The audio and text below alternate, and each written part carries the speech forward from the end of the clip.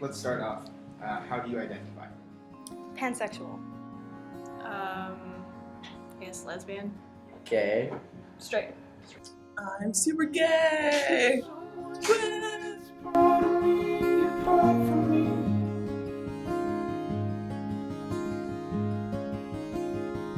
What was it like to figure out who you are? Horrifying, actually. I'd always been okay with other people being gay, but when it came to myself, I was so self-critical, and I guess I was surprised with it being who I was. And even though I knew my family would accept me, there was still that big fear that if they didn't, what would I do?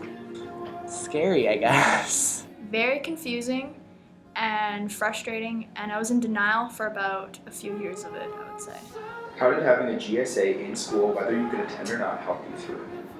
Well, I didn't know we had a GSA until grade 9, but it did make me more open-minded, and it felt like there was a lot of people that needed my help, and it felt good to be able to be there for them. It was kind of nice to know there's a group of people who are open-minded no matter what, like even if you were to be part of it or not per se, so it was just kind of nice to have that option. I think it's comforting to know that if anything goes wrong, if anything happens that makes me feel uncomfortable, I can be like, well, there's a place at my school, that there's a group of people that I can rely on, and it's kind of a reassurance that, we're not alone.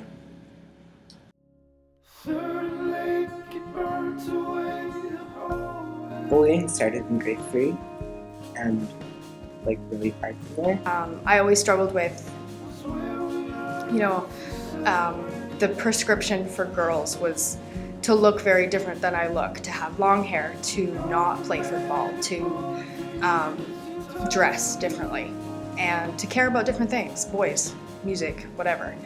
And it didn't fit. It never fit. And I kind of went through depression, I guess.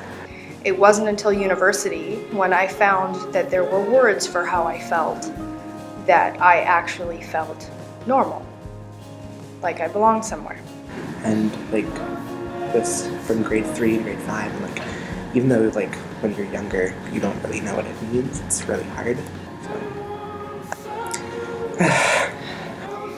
And I remember feeling really sad that I had all these friends in high school and all these good teachers, these positive reinforcers, but none of them were together in a place where I could say what I was. So now, I am a fat, queer, crippled feminist who is one half of a biracial love machine.